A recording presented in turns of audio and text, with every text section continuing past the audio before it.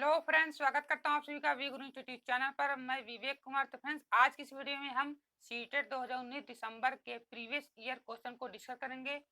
तो आज की इस वीडियो में हमारा टॉपिक है बाल विकास व शिक्षा शास्त्र, जिसको हम चाइल्ड डेवलपमेंट एंड पेडागोजी के नाम से जानते हैं। तो फ्रेंड्स, यह पेपर जो है प्राथमिक स्तर का है, जो आज की इस वीडियो में हम डिस्कस करेंगे। तो वीडियो शुरुआत करने से पहले आज से एक छोटी सी रिक्वेस्ट है, अगर यदि आप हमारे चैनल पर नए हो तो हमारे चैनल को सब्सक्राइब कर लेना है और उसके नीचे दिए हुए बेल आइकन की घंटी को दबा देना, ताकि हमारी नेक्स्ट वीडियो आप तक तुरंत पहुंचे। तो फ्रेंड देखिए, सीटेट एग्जाम में आज हम देखेंगे कि किस प्रकार के प्राथमिक स्तर पर क्वेश्चन पूछे जाते हैं। तो देखिए फ्रेंड्स, यह सीटेट एग्जाम एक ऐसा एग्जाम है जिसमें कुछ निगेटिव शब्द होते हैं। उन निगेटिव शब्द से हमें बचना होगा, ठीक है। इस एग्जाम में निगेटिव वर्ड्स ज़्यादा पूछे जाते हैं। चलिए हम आपको क्वेश्चन दिखा देते हैं कि सीटेट 2019 दिसंबर वाले बैच में किस प्रकार क्वेश्चन पूछे गए थे। चलिए आज हम आपको दिखा रहे हैं। देखिए फ्रेंड्स, ये हमारा क्वेश्चन है, ये हमारा पूरा पेपर है, ठीक है। 2019 का दिसंबर बैच का ये 2019 का पेपर है। देखिए फ्रेंड्स, इसमें जो है अंग्रेजी और हिंदी दोनों प्रकार के क्वेश्चन लिए गए हैं। देखिए फ्रेंड्स, मैं आपको पहले जूम करके अंग्रेजी वाले क्वेश्चन दिखा देता हूँ। देखिए फ्रेंड्स, मैं इसको जूम कर रहा हूँ, आपके सामने स्पष्ट रूप से दिखा रहा हूँ। देखिए देखिए फ्रेंड्स, ये हमारे लेफ्ट साइड में अंग्रेजी वर्ड है, ठीक है। जो हमारे अंग्रेजी के क्वेश्चन है, जो हमारे भाई बहन है अंग्रेजी वर्ड्स वाले क्वेश्चन देख सकते हैं। देखिए फ्रेंड्स, अब मैं आपको यहाँ पर हिंदी वाले क्वेश्चन को सॉल्व कराऊंगा। देखिए फ्रेंड्स, हम हिंदी वाले क्वेश्चन की तरफ चलते हैं और मैं इसको थोड़ा और जूम कर लेता हूँ। उम्मीद करूंगा आपको दिखाई दे रहा होगा। देखिए फ्रेंड्स, ये हमारा भाग 1 है, ये हमारा बाल विकास व शिक्षा शास्त्र का, ठीक है। तो चलिए हम पहला क्वेश्चन को डिस्कस करते हैं। पहला क्वेश्चन हमारा क्या पूछा गया है। तो फ्रेंड देखिए, हमारा पहला क्वेश्चन पूछा गया था, छात्र केंद्रित शिक्षा शास्त्र की क्या विशेषता है। तो फ्रेंड देखिए, इस सीटेट एग्जाम में हमें निगेटिव वर्ड्स याद रखने हैं। तो मैं आपको कुछ निगेटिव शब्द बता देता हूँ, वो निगेटिव शब्द कौन कौन से होते हैं। तो फ्रेंड आपको दिमाग में याद रखना होगा, ठीक है।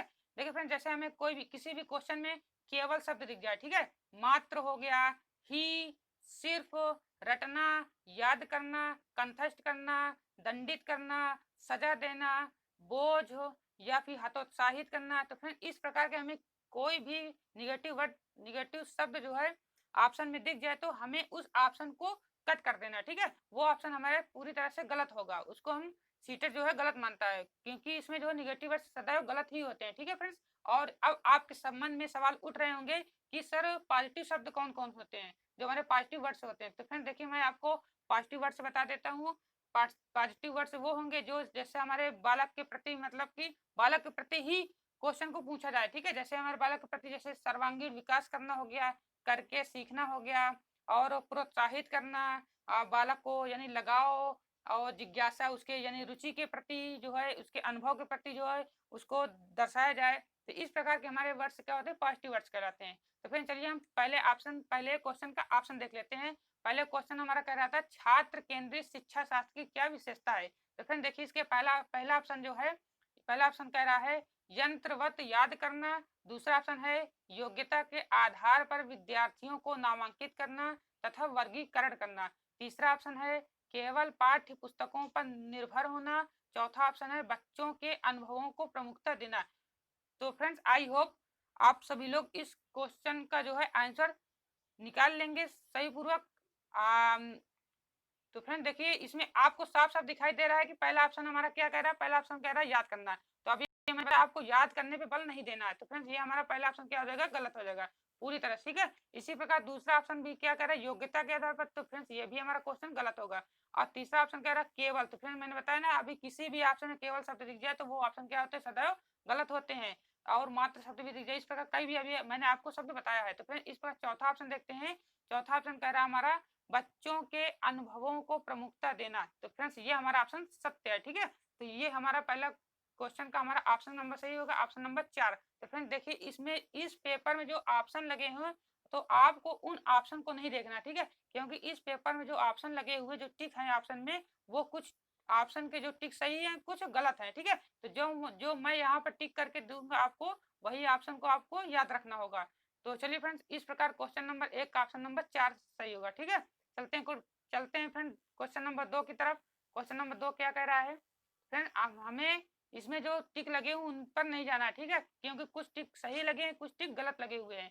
चलिए फ्रेंड, मैं आपको कुछ क्वेश्चन नंबर दूसरा पढ़ के बता रहा हूँ। क्वेश्चन नंबर दूसरा कह रहा है संवेग एवं संज्ञान एक दूसरे से खाली स्थान है। तो फ्रेंड आपको क्वेश्चन अब मैं दिखा दे रहा हूँ आपको, यानी उसके आंसर दिखा दे रहा हूँ। पहला ऑप्शन है हमारा सन्निहित, दूसरा ऑप्शन है संबंधित नहीं, तीसरा ऑप्शन है पूर्णतः अलग, चौथा ऑप्शन है स्वतंत्र। तो फ्रेंड देखिए हमें इसमें आपको पता चल रहा होगा कि इसमें कौन सा हमारा ऑप्शन सही होगा। तो फ्रेंड मैं बता दूं कि जो हमारे संवेग और संज्ञान होते हैं वो एक दूसरे से क्या होते हैं, सन्निहित होते हैं, सन्निहित। ठीक है, तो सन्निहित हमारा किस ऑप्शन दिख रहा है, ऑप्शन नंबर 1 में। तो इस प्रकार क्वेश्चन नंबर 2 का ऑप्शन नंबर 1 सही होगा। ठीक है, आई होप आपको यह क्वेश्चन समझ में आ गया होगा। फ्रेंड्स हमें निगेटिव सबसे दूर रहना है। सीटेट एग्जाम ऐसा एग्जाम है जिसमें निगेटिव वर्ड बहुत देखने को मिलते हैं। तो चलिए फ्रेंड्स अभी जैसे जैसे शब्द मिलेंगे तो हम बता देंगे। ठीक है फ्रेंड्स, तो आई होप आपको समझ में आ गया होगा। चलते हैं फ्रेंड्स क्वेश्चन नंबर 3 की तरफ। क्वेश्चन नंबर 3 हमारा क्या कह रहा है, तो क्वेश्चन नंबर फ्रेंड्स हमारा 3 कह रहा है, क्वेश्चन नंबर 3 हमारा है संरचनावादी ढांचे में अधिगम प्राथमिक रूप से। अब पहला ऑप्शन इसमें बताया जा रहा है कि अनुबंधन द्वारा अर्जित है, दूसरा ऑप्शन बोल रहा है कि अवबोधन की प्रक्रिया पर केंद्रित है, तीसरा ऑप्शन है यंत्रवत याद करने पर आधारित, चौथा ऑप्शन है प्रबलन पर केंद्रित। तो फ्रेंड्स चलिए देख लेते हैं इसका सही ऑप्शन क्या होगा। तो आई होप आप इसका आंसर सही देंगे फ्रेंड्स। तो फ्रेंड देखिए यहाँ पे पहला ऑप्शन कहा जा रहा है कि अनुबंधन द्वारा अर्जित। तो फ्रेंड ये कोई क्वेश्चन नहीं है। ठीक है, ये अनुबंधन द्वारा अर्जित ये तो गलत है, ये पहला ऑप्शन गलत हो गया। दूसरा ऑप्शन क्या है, चलिए दूसरा ऑप्शन बोल रहा है अवबोधन की प्रक्रिया पर केंद्रित है। तो फ्रेंड ये ऑप्शन कुछ सही लग रहा है। ठीक है, तो अभी हम इसको पूरी तरह से सही नहीं कहेंगे। अब हम तीसरे ऑप्शन तरफ चलते हैं। तीसरा ऑप्शन कह रहा है यंत्रवत याद करने पर। तो फ्रेंड देखिए हमें यहाँ पर शब्द दिख रहा है याद करना। आपको ध्यान रखना निगेटिव वर्ड है ना, याद करना। किसी भी बच्चे को हम नहीं करा सकते। ठीक है, कोई भी भाषा को हम उसको रटा नहीं सकते, याद नहीं करा सकते। तो ये ऑप्शन क्या है, पूरी तरह से गलत है। ठीक है, और अब देख लेते चौथा ऑप्शन। ऑप्शन कह रहा है, चौथा ऑप्शन बोल रहा है प्रबलन पर केंद्रित है। तो फ्रेंड ये भी ऑप्शन हमारा क्या है, गलत है। और पहला भी ऑप्शन हमारा क्या है, अनुबंधन द्वारा अर्जित, ये भी कोई हमारा शब्द नहीं है। तो इस प्रकार हमारा क्वेश्चन नंबर 3 का ऑप्शन नंबर 2 सही होगा। ठीक है, क्वेश्चन नंबर 3 का ऑप्शन नंबर 2 सही होगा, अवबोधन की प्रक्रिया पर केंद्रित है। तो ये हमारा ऑप्शन सही होगा। तो आई होप आपको क्वेश्चन समझ में आ गया होगा। चलते हैं फ्रेंड नेक्स्ट क्वेश्चन में, क्वेश्चन नंबर 4 की तरफ। तो क्वेश्चन नंबर 4 हमारा क्या कह रहा है, क्वेश्चन नंबर 4 हमारा कह रहा है फ्रेंड्स, देखिए क्वेश्चन नंबर 4 की तरफ चलते हैं। इसको मैं थोड़ा छोटा कर रहा हूँ। तो फ्रेंड देखिए हमारा क्वेश्चन नंबर 4 हमारा कह रहा है अनेक घटनाओं के बारे में बच्चों के द्वारा बनाए गए सहजानुभूत सिद्धांतों के संदर्भ में एक शिक्षिका को क्या करना चाहिए। तो फ्रेंड्स पहला ऑप्शन हमारा कह रहा है बार बार याद करने के द्वारा एक सही सिद्धांत से बल देना चाहिए। तो फ्रेंड्स ये हमारा ऑप्शन गलत दिख रहा है, क्योंकि याद करना सब दिख रहा है ना, तो पहला ऑप्शन हमारा क्या होगा, पूरी तरह से गलत होगा। देखिए अभी हम और भी ऑप्शन देख लेते हैं। दूसरा ऑप्शन कह रहा है प्रतिकूल प्रमाण एवं उदाहरणों को प्रस्तुत करके बच्चों के इन सिद्धांतों को चुनौती देनी चाहिए। तीसरा ऑप्शन कह रहा है बच्चों के इन सिद्धांतों को अनदेखा करना चाहिए। चौथा ऑप्शन कह रहा है बच्चों को दंडित करना चाहिए। तो फ्रेंड आई होप आप इस क्वेश्चन का सही ऑप्शन निकाल सकते हैं। ठीक है, इसका सही ऑप्शन क्या है आप बता सकते हैं। फ्रेंड आपको साफ साफ दिखाई दे रहा है, इसमें 3 ऑप्शन साफ साफ निगेटिव दिखाई दे रहे हैं। जैसा मैं हमारा पहला ऑप्शन हो गया याद करना। फ्रेंड देखिए मैं टिक कर दिखा रहा हूँ आपको, याद करना देखिए इसमें आ रहा है। दूसरा ऑप्शन मुझे सही लग रहा है, चलिए इसके बाद नहीं। तीसरा ऑप्शन कह रहा है अनदेखा करना। फ्रेंड्स ये भी शब्द हमारा निगेटिव शब्द है। चौथा ऑप्शन कह रहा है दंडित करना, अभी मैंने बताया ना दंडित करना। तो इस प्रकार फ्रेंड्स हमारे ये 3 ऑप्शन गलत हो जाएगा और क्वेश्चन नंबर 4 का सही ऑप्शन होगा ऑप्शन नंबर 2। क्वेश्चन नंबर 4 का सही ऑप्शन होगा ऑप्शन नंबर 2, प्रतिकूल प्रमाण एवं उदाहरणों को प्रस्तुत करके बच्चों के इन सिद्धांतों को चुनौती देनी चाहिए। तो आई होप आपको क्वेश्चन समझ में आ गया होगा। तो चलते हैं फ्रेंड नेक्स्ट क्वेश्चन की तरफ, क्वेश्चन नंबर 5 की तरफ। तो फ्रेंड आपको क्वेश्चन समझ में आ रहे होंगे। तो फ्रेंड देखिए क्वेश्चन नंबर 5 हमारा, क्वेश्चन नंबर 5 हमारा क्या कह रहा है, क्वेश्चन नंबर 5 हमारा कह रहा है बच्चों को अधिगम गतिविधियों में भागीदारी करने के लिए लगातार पुरस्कार देना व दंड का प्रयोग करने से क्या प्रभाव पड़ता है। तो इसका हम ऑप्शन देख लेते हैं। इसका हमारा पहला ऑप्शन है यह बच्चों को प्रदर्शन आधारित लक्ष्यों के बजाय निपुणता पर ध्यान देने के लिए प्रोत्साहित करेगा। दूसरा ऑप्शन कह रहा है अधिगम में बच्चों की स्वाभाविक अभिरुचि तथा जिज्ञासा कम होती है। तीसरा ऑप्शन कह रहा है बाहरी अभिप्रेरणा कम होती है। चौथा ऑप्शन कह रहा है आंतरिक अभिप्रेरणा बढ़ती है। तो चलिए फ्रेंड्स इसका सही ऑप्शन देखते हैं, इसका सही ऑप्शन क्या होगा। तो फ्रेंड्स इसका सही ऑप्शन देखते हैं यहाँ पर। तो फ्रेंड्स यहाँ पर देखिए पहला ऑप्शन देख रहा है, बताया जा रहा है यहाँ पर निपुणता पर ध्यान देने के लिए प्रोत्साहित करना। तो फ्रेंड्स ये हमें सही ऑप्शन नहीं दिख रहा है, तो इसको हम कट करेंगे। पहला ऑप्शन हमारा क्या है, गलत है। दूसरा ऑप्शन क्या कह रहा है, अधिगम में बच्चों की स्वाभाविक अभिरुचि तथा जिज्ञासा कम होती। फ्रेंड्स ये हमारे क्या है, ये हमें सही ऑप्शन दिख रहा है। अधिगम, अधिगम का मतलब होता है फ्रेंड्स सीखना, ठीक है, सीखना। तो तीसरा ऑप्शन कह रहा है हमारा बाहरी अभिप्रेरणा कम होती। फ्रेंड्स ये भी ऑप्शन गलत है। चौथा ऑप्शन आंतरिक अभिप्रेरणा बढ़ती है। तो फ्रेंड्स ये भी हमारा ऑप्शन गलत है। तो इस प्रकार क्वेश्चन नंबर 5 का ऑप्शन नंबर सही है हमारा ऑप्शन नंबर 2। क्वेश्चन नंबर 5 का ऑप्शन नंबर 2 सही है, ठीक है, दूसरा सही है क्वेश्चन नंबर 5 का। तो अधिगम में बच्चों की स्वाभाविक अभिरुचि तथा जिज्ञासा कम होती है। तो आई होप आपको क्वेश्चन समझ में आ गया होगा। ठीक है फ्रेंड्स, ये सबसे सटीक आंसर है, ठीक है, सबसे सटीक आंसर। ये सभी आंसर जो है आंसर की से मिलाए गए हैं, जो सीटेड ने मान्य किया है, ठीक है फ्रेंड्स। तो चलिए फ्रेंड्स क्वेश्चन नंबर 6 की तरफ चलते हैं। क्वेश्चन नंबर 6 की तरफ चलते हैं। क्वेश्चन नंबर 6 हमारा कह रहा है संरचनावादी सिद्धांतों के अनुसार अधिगम के बारे में निम्नलिखित कथनों में से कौन सा सही है। तो फ्रेंड्स इसके ऑप्शन देख लेते हैं। इसका ऑप्शन, पहला ऑप्शन कह रहा है अधिगम अभिवृत्ति संबंध के द्वारा व्यवहारों का अनुबंधन है। दूसरा ऑप्शन कह रहा है अधिगम सक्रिय विनियोजन के द्वारा ज्ञान की संरचना की प्रक्रिया है। तीसरा ऑप्शन बताया जा रहा है अधिगम पुनरुत्पादन एवं स्मरण की प्रक्रिया है। चौथा ऑप्शन है अधिगम यंत्रवत याद करने की प्रक्रिया है। ठीक है, तो फ्रेंड आई होप आप इस क्वेश्चन का भी सही ऑप्शन देख रहे होंगे कि इसका सही ऑप्शन क्या होगा। फ्रेंड आपको यहाँ पर स्क्रीन पर दिखाई दे रहा है कि कौन सा ऑप्शन सही हो सकता है। देखिए यहाँ पर बात हो रही है वृत्ति अनुसम अधिगम अवृत्ति संबंध के द्वारा व्यवहारों का अनुबंधन। ये ऑप्शन हमारा क्या है, गलत है, ठीक है। दूसरा ऑप्शन कह रहा है सक्रिय, तो ये हमें सही लगता है। तीसरा ऑप्शन देख लेते हैं, अभी हम पूरी तरह सही नहीं कहेंगे, ठीक है। अब तीसरा ऑप्शन देख लेते हैं। फ्रेंड्स देखिए यहाँ पर जब आप सीटेट का एग्जाम देना तो आप जो है एक क्वेश्चन को यदि सही आपको दिख जाए तो आपको तुरंत टिक करना नहीं होगा, ठीक है। आप थोड़ी देर रुकना और बाकी जो ऑप्शन दिखे उनको भी ध्यान से पढ़ लेना, हो सकता है उसमें से सही हो जाए। देखिए फ्रेंड्स जो सीटेट में क्वेश्चन पूछे जाते हैं इसके जो आंसर होते हैं वो लगभग में सभी क्वेश्चन, लगभग में सभी आंसर सही होते हैं, ठीक है। तो निश्चित थोड़ा थोड़ा ही इसमें जो है मतलब कि डिफरेंट होता है। तो आपको ध्यान पूर्वक पहले देख सभी क्वेश्चन के जो है जो भी हमारा क्वेश्चन है उसके सभी आंसर को पढ़ लेना है। उसके बाद ही आपको अपनी कॉपी पर गोला करना होगा, जो भी हमें काला करना होता है, ठीक है। तो अभी हम यहाँ पर पूरी तरह से दूसरे क्वेश्चन को जो है दूसरे आंसर को जो है सही नहीं कह सकते, यानी दूसरे ऑप्शन को। तीसरा ऑप्शन कह रहा है अधिगम पुनरुत्पादन एवं स्मरण की प्रक्रिया है। तो ये हमें ऑप्शन गलत दिख रहा है। तीसरा ऑप्शन का चौथा ऑप्शन कह रहा है अधिगम यंत्रवत याद करने। तो यहाँ पर हमें चौथा तो तुरंत हम गलत कर देंगे। इस प्रकार हमारा चौथा भी गलत और तीसरा भी गलत। इस प्रकार हमारा क्वेश्चन नंबर 6 का ऑप्शन जो सही होगा, क्वेश्चन नंबर 6 का ऑप्शन सही होगा क्वेश्चन नंबर 2, ठीक है। अधिगम सक्रिय, मैंने बताया था ना सक्रिय शब्द दिख जाए और जो निष्क्रिय शब्द दिख जाए तो वो हमारा क्या होगा, निगेटिव वर्ड में चला जाएगा। सक्रिय शब्द क्या होता है, पॉजिटिव शब्द होता है। इस प्रकार हमारा क्वेश्चन नंबर 6 का आंसर सही होगा आंसर नंबर 2, ठीक है।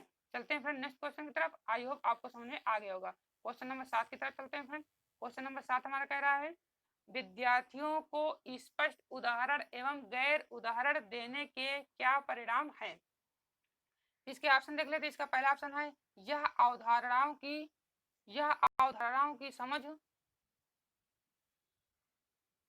यह अवधारणाओं की समझ में अभाव पैदा करता है। यह अवधारणात्मक समझ के बजाय कार्यविधिक या प्रक्रियात्मक ज्ञान पर ध्यान केंद्रित करता है। तीसरा ऑप्शन है अवधारणात्मक परिवर्तनों को प्रोत्साहित करने के लिए यह एक प्रभावशाली तरीका है। चौथा ऑप्शन हमारा है यह विद्यार्थियों के दिमाग में भ्रांतियां उत्पन्न करता है। तो इस प्रकार फ्रेंड देखिए हम यहाँ पर देखते हैं, यहाँ पर 7 का क्वेश्चन नंबर 7 का जो है सही ऑप्शन हमारा दिख रहा है। तो फ्रेंड देखिए हमारे पहला ऑप्शन तो गलत है, समझ में अभाव पैदा कर रहा है, ठीक है। पहला ऑप्शन क्या है, गलत है। तो पहला ऑप्शन हम नहीं मान करेंगे, गलत है हमारा। दूसरा ऑप्शन में बताया जा रहा है उस यह अवधारणात्मक समझ के बजाय कार्यविधिक प्रतिक्रिया विज्ञान पर ध्यान केंद्रित करना, तो ध्यान केंद्रित करना भी गलत हो गया। तीसरा ऑप्शन जो है अवधारणात्मक परिवर्तनों को प्रोत्साहित, तो प्रोत्साहित करना मैंने बताया ना ये शब्द हमारा पॉजिटिव शब्द दिख रहा है, तो अभी हम पूरी तरह से इसको सही नहीं कहेंगे। पहले हम चौथा ऑप्शन देख लेते हैं। चौथा ऑप्शन कह रहा है यह विद्यार्थियों के दिमाग में भ्रांतियां उत्पन्न करता है, तो ये चौथा ऑप्शन गलत है। इस प्रकार क्वेश्चन नंबर 7 का ऑप्शन नंबर सही होगा ऑप्शन नंबर 3, ठीक है। क्वेश्चन नंबर 7 का जो ऑप्शन नंबर 3 सही होगा। आई होप आपको समझ में आ गया होगा। चलते हैं फ्रेंड्स क्वेश्चन नंबर 8 की तरफ। क्वेश्चन नंबर 8 हमारा क्या कह रहा है, फ्रेंड देखिए हमारा क्वेश्चन नंबर 8 हमारा कह रहा है, एक प्राथमिक विद्यालय की अध्यापिका बच्चों को एक प्रभावशाली समस्या समाधानकर्ता बनाने के लिए किस प्रकार से प्रोत्साहित कर सकती है।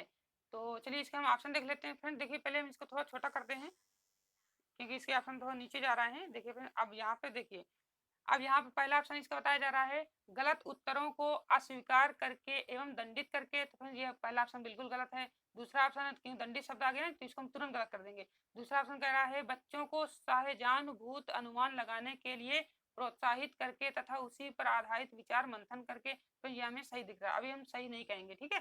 तीसरा ऑप्शन कह रहा है, प्रत्येक छोटे कार्य के लिए भौतिक पुरस्कार देकर। तो फ्रेंड भौतिक पर पुरस्कार देना, कोई भी यदि छोटे छोटे कार्य होते हैं स्कूल में तो उन्हें यदि हम बच्चों को पुरस्कार देंगे तो उसमें भी ये भी ऑप्शन हमें सही नहीं दिख रहा, ठीक है। चौथा ऑप्शन कह रहा है, केवल प्रतीकात्मक ज्ञान पर बल या महत्व देकर। तो फिर आपको पहला ही शब्द दिख रहा है केवल, इसको हम भी गलत कर देंगे। तो इस प्रकार हमारा क्वेश्चन नंबर 8 का सही ऑप्शन होगा, क्वेश्चन नंबर 8 का जो सही ऑप्शन होगा हमारा ऑप्शन नंबर सही होगा 2, ठीक है। दूसरा क्वेश्चन नंबर 8 का हमारा सही ऑप्शन होगा दूसरा, क्योंकि तीनों ऑप्शन हमारे क्या है, गलत है। तो आई होप आपको यह क्वेश्चन समझ में आ गया होगा, ठीक है। चलते हैं फ्रेंड्स क्वेश्चन नंबर 9 की तरफ। क्वेश्चन नंबर 9 का क्या कह रहा है, देखिए फ्रेंड्स क्वेश्चन नंबर 9 कह रहा है हमारा, निम्नलिखित में से कौन सी प्रथाएं सार्थक अधिगम को बढ़ावा देती है। तो पहला ऑप्शन है शारीरिक दंड, दूसरा ऑप्शन है सहयोगात्मक अधिगम पर्यावरण, तीसरा ऑप्शन है सतत एवं समग्र मूल्यांकन, चौथा ऑप्शन है निरंतर तुलनात्मक मूल्यांकन, ठीक है। तो अब देखिए फ्रेंड्स यहाँ पर 4 ऑप्शन देने के बावजूद भी यहाँ पर नीचे ऑप्शन लिखे हुए हैं क्रम से, ठीक है। तो पहले नंबर पे लिखा है पहला, दूसरा, तीसरा, फिर दूसरे ऑप्शन पे लिखा है दूसरा, तीसरा, चौथा, तीसरे ऑप्शन पे लिखा है पहला, दूसरा और चौथे ऑप्शन पे लिखा है दूसरा, तीसरा। तो फ्रेंड हमें ऊपर वाले क्वेश्चन को देखना होगा। देखिए फ्रेंड यहाँ पे जो पहले शब्द दिख रहा था, पहला ऑप्शन पे दिख रहा था शारीरिक दंड। तो फ्रेंड ये तो हमारा बिल्कुल गलत होगा। शारीरिक दंड तो हमने बताया था, दंड जो भी जो वो दंड जो है किसी भी प्रकार का दंड शब्द हमारा क्या होगा, निगेटिव शब्द में आएगा। तो पहला ऑप्शन क्या होगा, गलत हो गया। अब हम ऑप्शन देख लेते हैं जिसमें पहला लगा है, तो वो ऑप्शन तो बिल्कुल गलत होंगे। देखिए फ्रेंड्स यहाँ पे पहले में गलत लगा है पहला ऑप्शन और तीसरे में, तो इसको हम क्या करें, बिल्कुल गलत कर देंगे। अब दूसरे ऑप्शन क्या देख लेते हैं, दूसरे ऑप्शन कह रहा है सहयोगात्मक अधिगम पर्यावरण, ये तो सही शब्द है।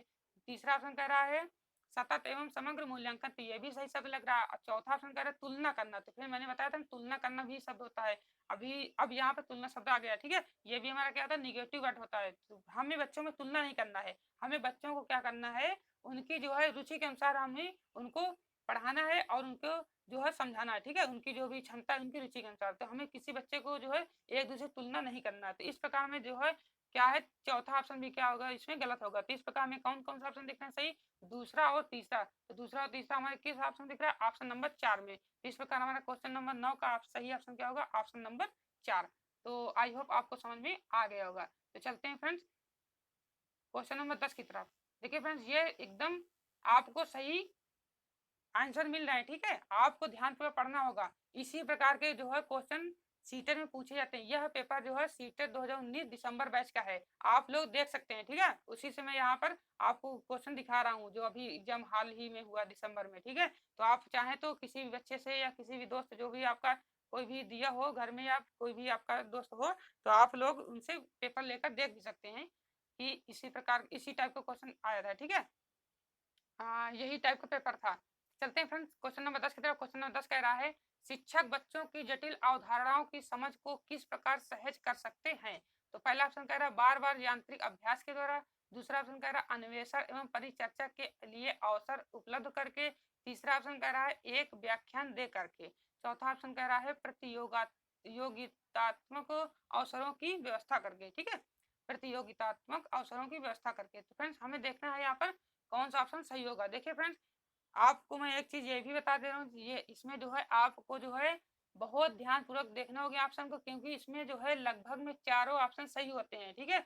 अब हमें वहां पर वही ऑप्शन को टिक करना होता है जो ऑप्शन सबसे सटीक सही हो, ठीक है। बाकी देखने में तो सभी ऑप्शन हमें सही लगते हैं, क्योंकि सीटेट में इसी तरह पूछे ही जाते हैं कि ताकि बच्चों का जो दिमाग है वो कंफ्यूज हो जाए। तो हमें निगेटिव वर्ड को पहले ही हटा देना है तुरंत, ठीक है, देखते ही। अब देखिए यहाँ पर पहला ऑप्शन कह रहा है इसमें बार बार यांत्रिक अभ्यास करना, तो यांत्रिक अभ्यास के द्वारा ये तो ऑप्शन बिल्कुल गलत दिख रहा है।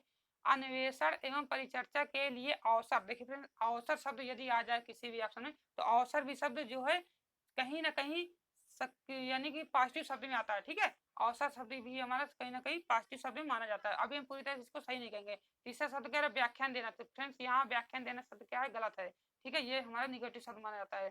प्रतियोगात्मक अवसरों की व्यवस्था करना, तो प्रतियोगितात्मक अवसर की व्यवस्था करना है, तो इसमें तो कोई लॉजिक दिख ही नहीं रहा है। इस प्रकार हमारा क्वेश्चन नंबर 10 का जो है ऑप्शन नंबर 2 सही होगा, ठीक है। आपको जो है यहाँ एकदम ध्यानपूर्वक क्वेश्चन को पढ़ना होगा। तो इस प्रकार में क्वेश्चन नंबर 10 का जो है ऑप्शन नंबर 2 सही होगा। तो आई होप आपको क्वेश्चन समझ में आ गया होगा। चलते हैं फिर नेक्स्ट क्वेश्चन की तरफ, क्वेश्चन नंबर 11 की तरफ। तो फ्रेंड्स इसमें जो है सीटेट में जो है बाल विकास के 30 क्वेश्चन पूछे जाते हैं, ठीक है। तो चलिए फ्रेंड्स अब 11 क्वेश्चन नंबर 11 क्या कह रहा है, देखिए फ्रेंड्स यहाँ पे क्वेश्चन नंबर 11 कह रहा है वैयक्तिक विभिन्नताओं का प्राथमिक कारण क्या है। तो पहला ऑप्शन हमारा पर्यावरणीय प्रभाव, दूसरा ऑप्शन है हमारा आनुवंशिकता एवं पर्यावरण के बीच जटिल पारस्परिक क्रिया, तीसरा ऑप्शन कह रहा है लोगों के द्वारा माता पिता से प्राप्त आनुवंशिक संकेत पद्धति यानी कोड, और चौथा ऑप्शन कह रहा है जन्मजात विशेषताएं। फिर हमें वैयक्तिक विभिन्नताओं यानी जो व्यक्तियों में विभिन्नताएं होती है उसका प्राथमिक कारण क्या हो सकता है। तो फ्रेंड हमें यहाँ पर दिख रहा है पहला ऑप्शन में प्राथमिक प्रभाव, तो ये हमें ऑप्शन तो नहीं हो सकता, प्राथमिक प्रभाव नहीं हो सकता, ये तो गलत है। दूसरा ऑप्शन कह रहा है आनुवंशिकता एवं पर्यावरण के बीच जटिल पारस्परिक क्रिया, तो ये कहीं ना कहीं सही लगता है, अभी हम इसको सही नहीं कहेंगे। तीसरा ऑप्शन देख लेते हैं लोगों के द्वारा माता पिता से प्राप्त आनुवंशिक संकेत पद्धति, ये भी लोगों के द्वारा, तो लोगों के द्वारा माता पिता से प्राप्त, ये फ्रेंड्स ये भी गलत हमारा, ठीक है, कहीं ना कहीं ये भी गलत है। चौथा ऑप्शन हमारा क्या है जन्मजात विशेषताएं, ये तो बिल्कुल गलत है, ठीक है, जन्मजात विशेषताएं नहीं हो सकता, तो यानी तीसरा भी ऑप्शन गलत है। इस प्रकार क्वेश्चन नंबर 11 का ऑप्शन नंबर 2 सही होगा। यानी जो भी हमारे व्यक्ति विभिन्नता का जो प्राथमिक कारण होता है वो आनुवंशिकता और पर्यावरण के बीच होता है, ठीक है, जो उनके बीच जटिल पारस्परिक क्रिया होती है वही हमारा क्या होता है प्राथमिक कारण होता है व्यक्ति विभिन्नता में, ठीक है। तो इस प्रकार क्वेश्चन नंबर 11 का जो ऑप्शन नंबर 2 सही होगा। आई होप आपको यह क्वेश्चन समझ में आ गया होगा। चलते हैं फ्रेंड नेक्स्ट क्वेश्चन की तरफ, क्वेश्चन नंबर 12 की तरफ। अब देख लेते हैं क्वेश्चन नंबर 12 हमारा क्या कह रहा है। क्वेश्चन नंबर 12 कह रहा है निम्नलिखित में से कौन सा द्वितीयक समाजीकरण एजेंसी का उदाहरण है। तो फिर देखिए क्वेश्चन में ट्विस्ट दिख रहा है, यहाँ क्वेश्चन में दिख रहा है द्वितीयक समाजीकरण। अब ध्यान देना, आपको प्राथमिक समाजीकरण भी होता है और द्वितीयक समाजीकरण होता है। अब आप कुछ बच्चे जल्दीबाजी में क्या है प्राथमिक का मार देते हैं, तो देखिए फिर मैं आपको बता देता हूँ यहाँ पर जो प्राथमिक समाजीकरण होता है वो हमारा होता है बच्चे का जो प्राथमिक समाजीकरण होता है वो होता है परिवार, ठीक है। जो परिवार होता है उसका आसपास का पास पड़ोस होता है वो हमारा क्या होता है प्राथमिक सामाजिकरण होता है। अब यहाँ पर क्वेश्चन में पूछा जा रहा है द्वितीय सामाजिकरण, तो इस प्रकार हमको इसके ऑप्शन देख लेते हैं द्वितीय सामाजिकरण कौन कौन से। देखिए फ्रेंड पहला ऑप्शन कह रहा है विद्यालय एवं मीडिया, दूसरा ऑप्शन कह रहा है मीडिया एवं पास पड़ोस, तीसरा ऑप्शन कहा जा रहा है परिवार एवं पास पड़ोस, चौथा ऑप्शन कह रहा है परिवार एवं मीडिया। तो फिर हमें यहाँ पर परिवार वाले ऑप्शन तो बिल्कुल गलत कर देना है, ठीक है, परिवार वाले जो ऑप्शन है गलत क्योंकि ये प्राथमिक सामाजिकरण है। अब यहाँ पे बात फंसती है पहला और दूसरा ऑप्शन। पहला ऑप्शन कह रहा है विद्यालय एवं मीडिया, तो फिर हमारा जो विद्यालय है ये हमारा क्या होता है बच्चे का जो है द्वितीयक समाजीकरण होता है। इस प्रकार हमारा क्वेश्चन नंबर 12 का ऑप्शन नंबर सही होगा ऑप्शन नंबर 1, ठीक है। जो विद्यालय मीडिया है ये हमारा क्या होता है द्वितीयक समाजीकरण के अंतर्गत आता है। इस प्रकार हमारा 12 का जो है ऑप्शन नंबर 1 सही होगा और यहाँ पर दूसरा ऑप्शन भी क्या होगा गलत होगा। तो आई होप आपको यह क्वेश्चन समझ में आ गया होगा। जब भी आपसे पूछा जाए प्राथमिक सामाजिक क्या होता है बालक का, तो बालक का प्राथमिक सामाजिक होता है परिवार, ठीक है। जो परिवार होता है उसका और आसपास का पास पड़ोस होता है, वो हमारा प्राथमिक सामाजिक के अंतर्गत आता है। तो आई होप आपको समझ में आ गया होगा। चलते हैं फिर नेक्स्ट क्वेश्चन की तरफ, क्वेश्चन नंबर 13 की तरफ। क्वेश्चन नंबर 13 हमारा कह रहा है क्वेश्चन नंबर 13 कह रहा है निम्नलिखित अवधि में से किसमें शारीरिक वृद्धि एवं बाल एवं विकास तीव्र गति से घटित होता है। तो पहला ऑप्शन कह रहा है मध्य बाल्यावस्था एवं किशोरावस्था, दूसरा ऑप्शन है हमारा किशोरावस्था एवं वयस्कता, तीसरा ऑप्शन है हमारा शैशवावस्था एवं प्रारंभिक बाल्यावस्था, चौथा ऑप्शन हमारा प्रारंभिक बाल्यावस्था एवं मध्य बाल्यावस्था। तो फ्रेंड्स हमें यहाँ पे देखिए पहले क्वेश्चन में देख लेना पूछा क्या। देखिए फ्रेंड्स हम एक बार फिर से यहाँ पर फ्रेंड्स कहा जा रहा है शारीरिक वृद्धि एवं विकास तीव्र गति से। तो जो हमारा जो बालक में जो विकास होता है शरीर का और विकास जो शारीरिक विकास वृद्धि होती है और विकास होता है तो हमें वो किस अवस्था में देखने को मिलती है। तो फ्रेंड्स हमें जो पहला ऑप्शन है मध्य बाल अवस्था में किशोरावस्था ये तो गलत है, इसमें नहीं देखा जाता। तो दूसरा ऑप्शन कह रहा है किशोरावस्था में वयस्कता, तो फ्रेंड्स ये तो हमारा किशोरावस्था ये तो अंतिम अवस्था है हमारा, यानी तीसरे नंबर पे पहला देखो जो हमारा अवस्था का जो क्रम होता है पहला होता है हमारा बाल्य शैशवावस्था होता है, फिर बाल्यावस्था, फिर किशोरावस्था, तो किशोरावस्था जहाँ तक गलत है। अब तीसरा ऑप्शन कह रहा है वो शैशवावस्था एवं प्रारंभिक बाल्यावस्था, तो ये कहीं ना कहीं सही लग रहा है। आप चौथा ऑप्शन भी देख लेते हैं, प्रारंभिक बाल्यावस्था एवं मध्य बाल्यावस्था। तो फ्रेंड्स यहाँ पर जो है 3 ऑप्शन क्या है गलत है हमारे। यहाँ पर जो है पहला ऑप्शन तो मध्य बाल्यावस्था, ये गलत हो गया। दूसरा ऑप्शन भी हमारा क्या है गलत है। चौथा ऑप्शन क्या है गलत है, क्योंकि प्रारंभिक बाल्यावस्था, क्योंकि उससे पहले हमारा क्या पहला अवस्था आता है, पहले उससे पहले शैशवावस्था आता है। तो शैशव अवस्था जो है हमारा किस ऑप्शन दिख रहा है, ऑप्शन नंबर 3 में। इस प्रकार क्वेश्चन नंबर 13 का जो है ऑप्शन नंबर 3 सही होगा। तो आई होप आपको यह क्वेश्चन समझ में आ गया होगा। ठीक है फ्रेंड्स, तो चलते हैं फ्रेंड्स नेक्स्ट क्वेश्चन की तरफ। क्योंकि फ्रेंड्स हमें जो अवस्था जो होती है, तो पहले शैशवावस्था आती है, फिर बाल्यावस्था, फिर किशोरावस्था, और उसके बाद जो प्रौढ़ावस्था आती है। तो यहाँ पर शैशवावस्था जो है किस ऑप्शन दिख रहा था, ऑप्शन नंबर 3 में। इस प्रकार हमारा क्वेश्चन नंबर 13 का ऑप्शन नंबर 3 सही हो गया। चलते हैं फ्रेंड नेक्स्ट क्वेश्चन की तरफ, क्वेश्चन नंबर 14 की तरफ। क्वेश्चन नंबर 14 क्या कह रहा है, क्वेश्चन नंबर 14 हमारा कह रहा है निम्नलिखित में से कौन सा विकास का सिद्धांत नहीं है। देखिए फ्रेंड, अब यहाँ पर नहीं शब्द आ गया ना क्वेश्चन में, तो इसको आपको टिक कर देना, पहले से यहाँ पर टिक करके रखना नहीं शब्द। ठीक है, ये नहीं शब्द क्या होता है, बहुत ध्यान से आपको देखना होगा, क्योंकि इसमें भी कुछ बच्चों का क्वेश्चन क्या होता है गलत हो जाता है, क्योंकि यहाँ पर नहीं शब्द नहीं देख पाते हैं। ठीक है, अब यहाँ पर कहा जा रहा है, यहाँ पर बताया जा रहा है कि विकास का सिद्धांत नहीं है। अब देखिए पहला ऑप्शन कह रहा है विकास आनुवंशिकता एवं पर्यावरण दोनों के द्वारा प्रभावित होता है। नंबर दूसरा ऑप्शन है विकास सार्वभौमिक तथा सार्वभौमिक है तथा सांस्कृतिक संदर्भ इसे प्रभावित नहीं करते हैं। और तीसरा ऑप्शन हमारा विकास जीवन पर्यंत होता है। चौथा ऑप्शन हमारा विकास जो है परिवर्तित होता है। देखिए फ्रेंड, विकास जो होता है वो जीवन पर्यंत होता है, तो यह हमारा ऑप्शन क्या है, हमारा तीसरा ऑप्शन सही है। विकास परिवर्तित होता है, ये चौथा भी ऑप्शन हमारा सही है। विकास आनुवंशिकता एवं पर्यावरण दोनों के द्वारा प्रभावित होता है, ये भी हमारा ऑप्शन क्या सही है। तो फ्रेंड्स हमें यहाँ पे 14 नंबर पे क्वेश्चन में बताया जा रहा है कौन सा विकास का सिद्धांत नहीं है, तो इसका मतलब यहाँ पर 3 ऑप्शन सही है, एक ऑप्शन क्या होगा गलत है। ठीक है फ्रेंड, अब यहाँ पर नहीं शब्द पूछा गया है, तो इस प्रकार हमारे यहाँ पर जो नहीं शब्द है वो हमारा क्वेश्चन नंबर 14 का जो ऑप्शन नंबर दूसरा है। ठीक है, क्वेश्चन नंबर 14 का जो ऑप्शन नंबर दूसरा क्या होगा, ये शब्द हमारा क्या नहीं है। विकास सार्वभौमिक है तथा सांस्कृतिक संदर्भ इसे प्रभावित नहीं करता है, ये शब्द क्या है हमारा, ये यानी कि ये ऑप्शन हमारा क्या है गलत है। बाकी के 3 ऑप्शन क्या हमारा सही है। ठीक है, इससे क्योंकि फ्रेंड्स इससे क्वेश्चन बन सकता है अब यहाँ पर अगले बार में एग्जाम में बन सकता है कि यहाँ पर विकास का सिद्धांत है।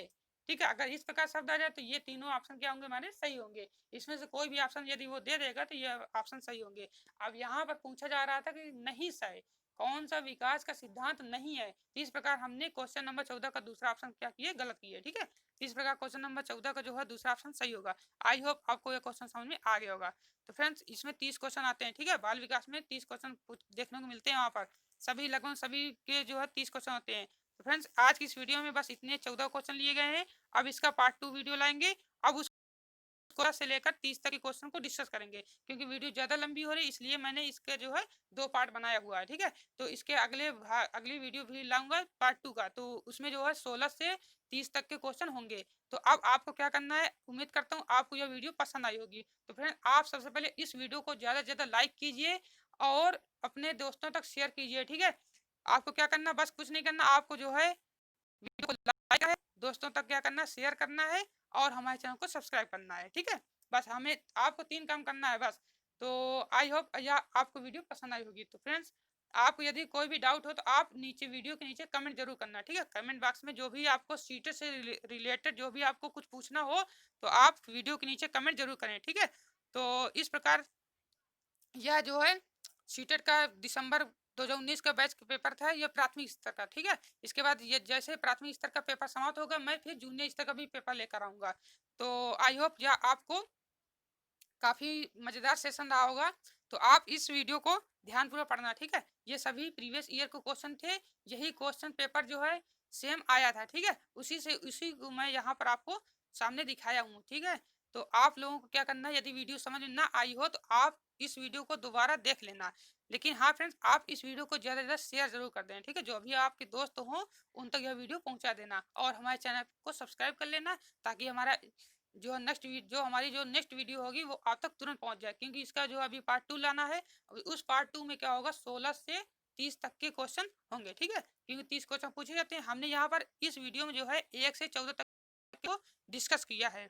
तो इस प्रकार आगे हम जो है 16 से 30 तक के क्वेश्चन पार्ट 2 वीडियो में डिस्कस करेंगे। ठीक है, तो आई होप आपको यह सेशन काफ़ी मज़ेदार लगा होगा। तो फ्रेंड्स इस प्रकार जो है हम अगली वीडियो लेकर आएंगे। तो तब तक के लिए, तो फ्रेंड्स मिलते हैं नेक्स्ट वीडियो में, तब तक के लिए थैंक यू।